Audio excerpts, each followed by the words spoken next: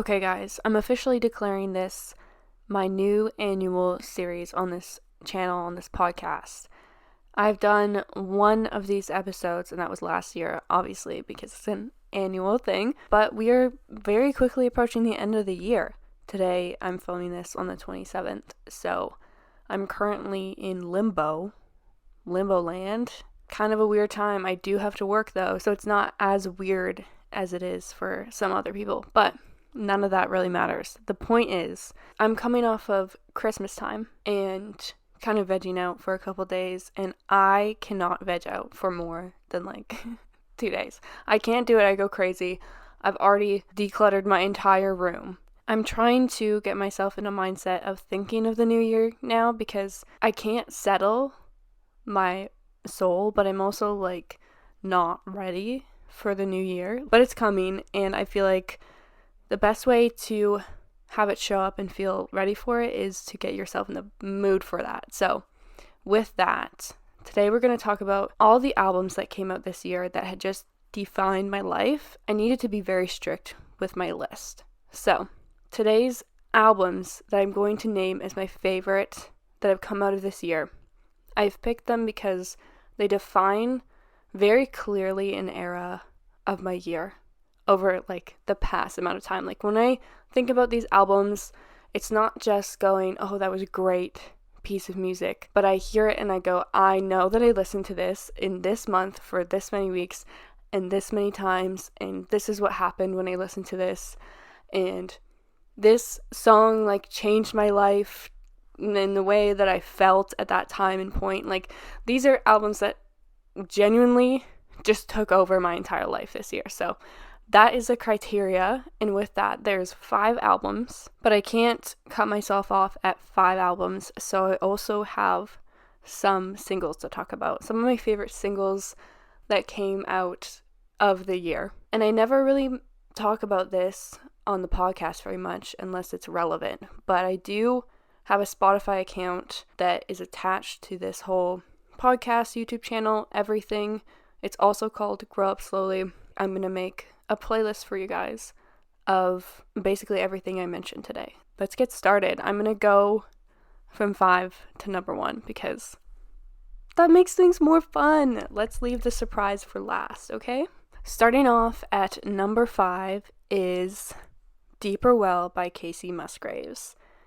This is an album that really got me into Casey. I'll be totally honest. I knew about her before, but it was nothing wrong with the albums before, but I just didn't jive with them. They didn't connect with me. I enjoyed listening to them in the summer sometimes, but this was the album that did it for me. It's a lot more slow. It's a lot more folk. It's a lot more thought-provoking for the things that I prefer to think about. But the specific reason why this album is on this list is because of the time that I found it. It was an album that just happened at the time I needed it to happen.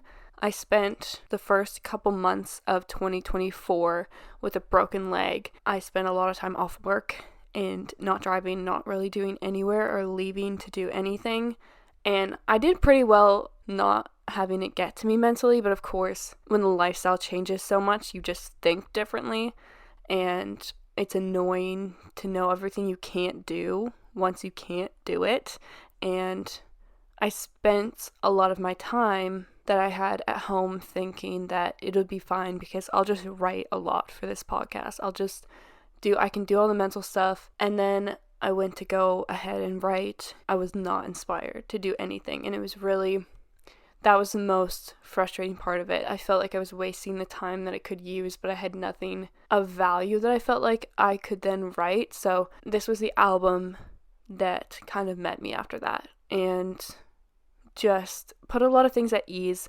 It not only lyrically but sonically brings me a lot of comfort, and I think she just did a really, really good job with that. So the first song I want to talk about is actually the one that is also the name of the album. It's Deeper Well. The song on a whole just felt like a refresh, and I know that's kind of the point of the song for her as well, but in that moment of my life, I was just attached to it, like really deeply attached to it, because I felt like I wanted to feel the same things that she was portraying. So definitely that song, Nothing to Be Scared Of, is a song that I've referenced on this podcast before. It's very simple, but it's so beautiful. And again, just a message that I needed to hear that I didn't know I needed to hear at the time. That song has like carried throughout the year. Like I still reference that song enough that I talk about it on here. Another one that really is similar to that is Sway. Again, it's a very simple message, but it's great. She has this one part where she says learning to bend instead of break, and learning to manage the things that you go through in life. It was just really all around relevant and really stuck with me, and is my favorite piece of work that she's ever done. It just healed a part of me, which is a beautiful thing that music can do. So if you're not really a country fan, totally makes sense. But if you're a little bit interested in it, this is a place that I would start, because it's much more meaningful music, and like I said, it's almost like more folk, and I just think that she did a really good job.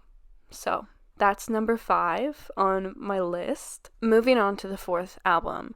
The 4th album that is on this list is Midas by Wonder Horse. Let's just totally switch things up, okay? Because that's what we're all about here. I loved this album, and I still love this album. It's one that came out July, August?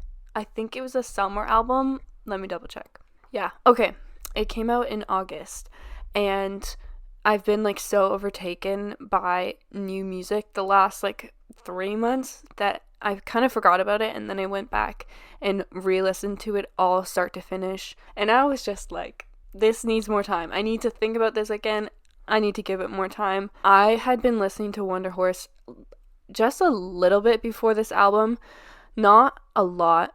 I actually have one of Jacob Slater's he did solo work, and I loved some of his solo work, and then found out that he was the frontrunner for Wonder Horse, and really got into some of their songs on their first album, and then really got into the second album, like so much. So many of the songs on this album I live and die for, and then went back and did the first album again, and now they're just my new favorite up-and-coming band.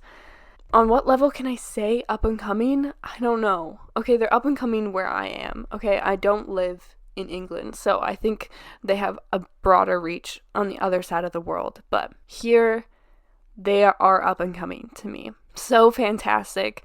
I cannot wait for them to grow their audience and just have a bigger stage, because they deserve the entire world. I've talked about Wonder Horse on this podcast, and I think pretty recently actually I talked about Teal, which is one of the greatest songs. It was not written this year, so I can't reference it today, but it is a great song. Let's just dial it back, go back to the second album. If all they did was release July, I think I would still put it on this list as an album, not just a single. Like, I think I would twist the rules, because I cannot stop listening to July. Like, in any situation, when I'm driving, when I'm just at home doing nothing, when I'm working out, I love July. I love it. It is so addictive. And I remember the day that Sam Fender put it on his story, and I was like, oh, Wonder Horse, I forgot about them. And then I went to it, and I was like, it's a good day to be alive. It is a good day for music to be a thing, because let me just tell you, that was on repeat over and over and over, and it's still on repeat. It is still so good. So, love July. I also really love Silver off that album, and I love Cathedrals and Aeroplane, which is the closing track for the album, and it has this crazy guitar part to it. And the first time I heard it, I was like, oh, do I like that? And then I played it a second time, and I was like, this is the greatest thing. I don't know if it's something about the tone of the guitar, but it just hits like a part in the back of my brain that flips on an emotional switch. Like, all of a sudden I'm just like, okay, now I am feeling emotions and I don't know how to express them, but I'm not mad about it. It just changes the way I feel, and therefore changes my day. I'm just excited for them, and I'm excited to have found their music this year. Genuinely, I think out of all these artists, I all knew about them except really Wonder Horse, and I think finding them this year was my favorite music memory. Well, okay, memory is the wrong word because obviously concerts would be the best memories, but new edition. My favorite new edition was Wonder Horse. So what else do I have to say? That's all. That I feel like if you're not convinced, then I'm not gonna convince you with any other thing to say. So we shall move on to the third album on this list, which is Charm by Clairo. Guys, I said I was switching things up, and let me tell you, I am switching things up again. Similarly to Casey, though, this was the album that got me into Clairo. I loved Bags by Clairo for many years, but I just never translated into doing the whole go back and do all the albums. I'm not sure exactly why. I just didn't think to do it. Like, it wasn't that I was not doing it. I just didn't think to do it. But this album simply had a chokehold on me, and I'm so glad that I sat down to listen to it. I loved it, which shouldn't be a surprise because it's on this list. So this is exactly what you're here for. But oh my goodness, if you just need to feel the most joy and coziness in your life ever, then this is the album for you. Like, the way it had me dancing around my room, around the kitchen, in the car, singing. There's something so beautiful about pure bliss, and we don't talk about it enough, and we deem it as like less philosophical than a deeper album, and rightfully, probably, maybe that's true. A deeper album is probably more philosophical, but there's something so beautiful about just feeling good. And not even to say that every song on it is a nice song, because definitely the last one makes me feel sad, but the choices musically on that album make me feel good. And it's so lovely to have it in my life. It's really a beautiful addition to the music repertoire I can pull out at any moment, and will definitely become a classic for me, as probably all of these 5 albums will. But I just know that this is not one I grow out of. Like, this is gonna hit when I'm 54. It is safe to say that this album will charm you. Guys, did I ever say I was a comedian? No, I never did. So you can't even be mad at me. I couldn't even tell you what my favorite is because every single song is liked on here. Okay, so Pier 4, I know for a fact, makes me feel sad. So if you need a sad song, there you go. I don't even think I could then pull out a favorite. If I can decide what my favorites are, they will be in the playlist that I'm gonna make. But at this point, they all just make me want to dance and like spin around my kitchen. So it's really hard to tell you which one is my favorite right now, but I'll try my best. I will. We shall move on to the second album on this list. We're getting into crazy waters, guys. Like, it's getting wild. Okay, I will make a statement. The first and second album on this list are interchangeable any day, but I had to put them in a spot. And I struggled with this in my mind for like 2 hours because they're so different. And I don't even really know that there is a 1 and 2. They might just be 1 and 1, but we have to do it for the sake of the list. So the second album on this list is GNX by Kendrick Lamar. Sorry, did you expect it to not be on this list? I'm sorry. Give me like the month and a half that I had with it, and I'll take it and I'll run. Every single day I've been listening to GNX. As soon as I get in the car, it's all I listen to. And we'll go straight into the complexities of this album, because it's not only in this list because it's Kendrick Lamar. It's in this list because of the themes of it, because of the stylistic choices of it, because it's different, because it made me feel new emotions it shocked me. And that is something that we've talked about many times in different spaces on this channel, but when I can be shocked by a song, it makes the experience much more interesting. And not only are you shocked by it, but you love it. I think it's so fun to see him at a point in his career where not only are the lyrics like a very prevalent part of his music, but then he gets to explore with how it musically sounds. And not that he always did. Like, I'm not saying he didn't do that, because he definitely always did that. But you know what I mean? Just in taking this and making it totally different, and taking stylistic parts from old West Coast rap and making them new, but you feel like a familiarity in all of the songs, but you can tell it's new. Like, it's very cool. The level of prestige is probably not the word, but the level that he's at in his career is so fun to watch. And lyrically, it's a no-brainer. He did a fantastic job. I'm addicted to it. Like, I'm simply addicted to it. It's defined the last month for me. Like I said, when I think about November to December, I think about GNX by Kendrick, because I wasn't lying. Like, it's all I listen to in the car, and I'm not sick of it. I'm really not sick of it. When this album first came out, I was listening to Squabble Up all the time, and that was because I had been hoping so badly that it would be released one day, and it was. So I was listening to that all the time.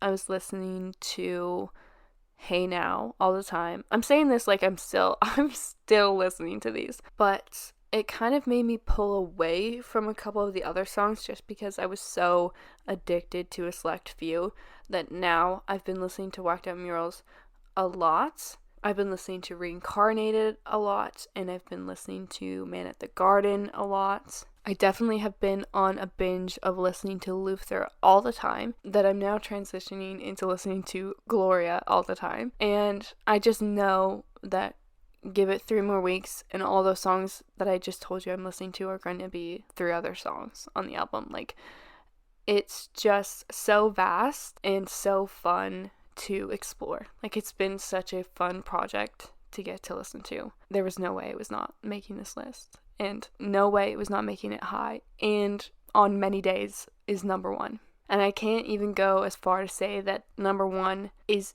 better than it, because they're so different. With that, we will move on to what I have named the number 1 album that came out for me this year, which is Romance by Fontaines DC. This might be one of my favorite collective pieces of work that's happened in a long time. The overall feeling of this album is so different than anything, yet it feels familiar. I love it because it's different than other pieces that they've done, and it's actually controversial in the world of Fontaines fans. Some people love it, and some people don't understand why people like it, which is crazy to me, because I love it. I can understand, in a way, a lot of it is lighter than some of the things that they've done in the past, but I don't think it's lyrically lighter. I didn't go in and study the album, so I can't stand my ground on that phrase, but I think it musically sounds different than things that they've done in the past, which, you know what I'm going to say. I'm going to give them props for doing something that is different, props for something that's honoring what they wanted to make when they were making it, and I'm going to say thank you, because for me, this is my favorite album of the year. For me, this is going to be one of my favorite albums for a very long time. I love what they accomplished with this entire album. I love how it makes me feel. I love how it's kind of dark, but I don't want to stop listening to it. I love that it embraces kind of the negative energy that you get with bad weather. I don't know if that makes sense. These guys are Irish. It's raining all the time. It's dark and cloudy all the time. I know what that's like as well. So for me, it just kind of enhances the experience that I have to live through every single day, and makes it, again, an experience. It's adding something to my life every single time I put it on. Like when Starburster came out, I was just flabbergasted. I don't think there's a better word for that. I was flabbergasted. I mean, I was like, this is great. This is great. And I'm addicted to it, and I listen to it all the time. And then they went along and they released Favorite, and I was gobsmacked, okay? Different word. Shocked to my core because it was so different than Starburster. But Favorite is probably my most played song this year. And it's interesting because it's much more upbeat than a lot of their music, and I don't listen to them for upbeat music, but it's so good. It is so good. And I knew as soon as I got those 2 singles that were so different that it was going to be a great album. Like, I knew it was going to be great. The title track, Romance, just starts off and it just sets a mood for everything. It's so moody and it's so creative. And then you transition into Starburster, which I could hear forever. And then you've got Here's the Thing, and it's got the addictive guitar riff to it. And then you've got Desire, which off the first listen was one of my favorites that jumped off the album for me. And then it goes right into In the Modern World, which ages like wine. It was so good the first time I heard it and continues to just be so good and kind of goes back to the initial moodiness of the first song. And it's just a great piece of work. And again, I think they did that as a single at one point too, which is just so different. They're all so incredibly different. And then you've got songs like Bug and Motorcycle Boy and Sundowner. And I'm not going to go through and name them all because there's no point to that. But every single song adds something to the whole collective point of the album sonically that it makes for such a cohesive experience that is enjoyable and different yet pleasing to listen to. And I think they just hit the nail on the head. They accessed such a sweet spot, and I love it every time I hear it. Again, like I said, all these albums I have had phases with in this year. This took the most time away from my life in a positive way. It's just got to be number 1 for me. So yeah, that kind of wraps up all the albums, but I'm going to do my honorable mentions really quickly, and then I'm going to do singles. First honorable mention is Memoir of a Sparkle Muffin by Suki Waterhouse. I would die for this woman. I love Suki so much. I want to point out that just because this is not in the top 5 doesn't mean I don't love the album. That's why it's an honorable mention. Just because it didn't overtake a span of my life, but there's definitely songs of this album that I deeply love, and I think that she's a fantastic woman. I can't even get started on Suki, to be honest. I can't. So the other honorable mention is Older and Wiser by Lizzie McAlpine. I feel like if I'd given more space to this album, it would be on the list. I just found it at a time that I wasn't in the vibe for that style of music, so I loved it when I heard it. Thought she did really good work, and then I just went back into my own little world because I think I wanted to listen to rock music at that time. I feel like if I had more space and time for this, it would have ruined my life. So maybe I subconsciously kept myself away from it because I couldn't do it. Now we're going to move on to singles, and I'm not going to yap about these as much as I yap about the albums, but I am going to talk about them. So number 1 is Like That by Future, Metro, and Kendrick. This is so clearly the number 1 single of the year. I guess you could argue that some of the other rap that followed this could be the number 1, but oh my gosh, I think this was the most obsessed I have been with a new song in a very long time. All I wanted to hear was the start of that song over again. Put aside everything that single started, musically on its own, it is the most addictive song ever. Second favorite single of the year. It has to be Euphoria by Kendrick Lamar. I'm so sorry. If you're new to this space, then just know that Kendrick is going to be sprinkled into almost everything I talk about. It was kind of hard to pick which single would come second out of the songs that he did for obvious reasons. I think Meet the Grams is crazy, and a crazy listening experience. I think Not Like Us was crazier and also a crazy listening experience. But I picked Euphoria because it's a mesh of everything I wanted. Not that I was expecting a specific response, but it's just a perfect hybrid of so many great things, so much of his personality, so much of his writing. You got the heavy stuff, you got the playful stuff. It was just all around very well executed. So that is the one that I picked. Number 3 for our singles, we have every single that Sam Fender released this year. This is not one that I'm picking. I'm sorry. I'm not. I'm making up my own rule because it's my video, and I will not be picking between the 3 Sam Fender singles this year. People Watching is so good. It's so good. And then you have Wild Long Lie, which is just totally different and so good and better the more times you hear it. And then I just heard Me and the Dog for the first time yesterday. My response to that song was just immediate joy. It was one of those songs that you don't warm into. You just immediately love it. And so all 3 of those songs are all the best single that came out. The 3rd best single that came out of the year for me. And let's just say that someone's going to have to knock it out of the park if they want the number 1 album spot from Sam Fender next year. I'm calling it right now. I can almost predict that my number 1 album next year will be Sam Fender's new album. So, sorry, not sorry. Number 4 on this list is Split Screen by Kings of Leon. This single came off of an album that for some reason I just haven't connected with yet. I love everything that Kings of Leon does.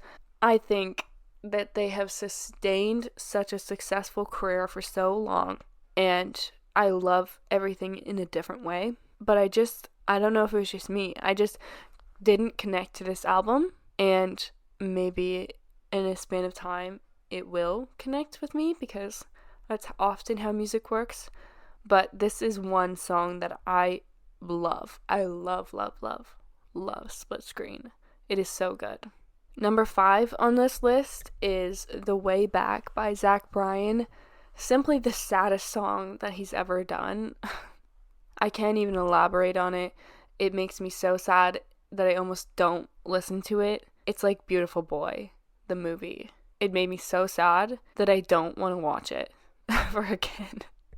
But I'm gonna watch it because it was so well done. That's how I feel about this song. It made me feel really sad that I don't want to feel that sad, but it was so good that I'm gonna listen to it again and feel that sad again. The number 6 single on this list is Your House by Inhaler. This was a song that I was not immediately keen on. Not keen on it, but just, it was definitely different than songs they've done before, which is kind of the point of their new album. There definitely is a different take to the way that they're doing their 3rd album. And again, if you've ever watched anything on this channel, then you probably know that I love Inhaler. But Your House very quickly became a banger. I just dance to this song all the time. I love it. Number 7 is Alesis by McGee. Hopefully I'm saying the name of the song correctly. Again, kind of like the Lizzie McAlpine album. I feel like if I had more time and space for McGee in general, then the album that came out this year would probably be on this list. I just haven't done the full deep dive yet, but I absolutely love this song and I played it over and over and over again. And finally, number 8 on the list. I could not leave this list without something that Billie Eilish did. I think a couple of the songs off of her new album were fantastic, but I've chosen The Greatest for this. It's a weird experience to grow up with Billie Eilish because when she was first doing music, I was enthralled with her. Like, I just loved everything that she did, and I really just embraced her little edge when I was listening to her. And then something happened. I don't know if she took like a span of a break or I just started listening to something different, but I kind of stopped. And then this new album was the first one that I really picked up and went back to after probably 4 years of not really listening to her stuff. She refers to it as the greatest thing that she's done, and I would agree with her. Like, I'm really fascinated by her relationship with her brother and how they come together to make the music that they do, because a sibling relationship is a really hard thing to manage, and I think obviously they have an age gap, but I think it's really interesting the way that they can work so well together and produce such an honest reflection of her life and her feelings. And I think the greatest is just a beautiful, sad song that expresses an emotion that doesn't always get expressed, and I think she did that on a couple of those songs, and I think it just needs to be honored. So that is the last single that I have. I'm gonna walk away from this camera and I'm gonna think of like 15 other things that I should have talked about, so they will be in my playlist for this. Please comment your favorite albums of this year or singles, especially if I didn't mention them, because ones that I don't know about I want to listen to. The funny part about doing this podcast is that the more time I put into it, the less I'm actually listening to new music. So it's one of my goals for the new year to listen to a bunch of new artists and not get trapped for like 4 months with one artist that I already know. As fun as it is, I just want to expand into other realms and experience new things. So please comment down your favorite songs, albums, things that came out of 2024, and I'm going to try my best to check some of them out. Again, thanks for watching. I hope that you enjoyed. Let's let music bring us together, and don't forget to grow up slowly.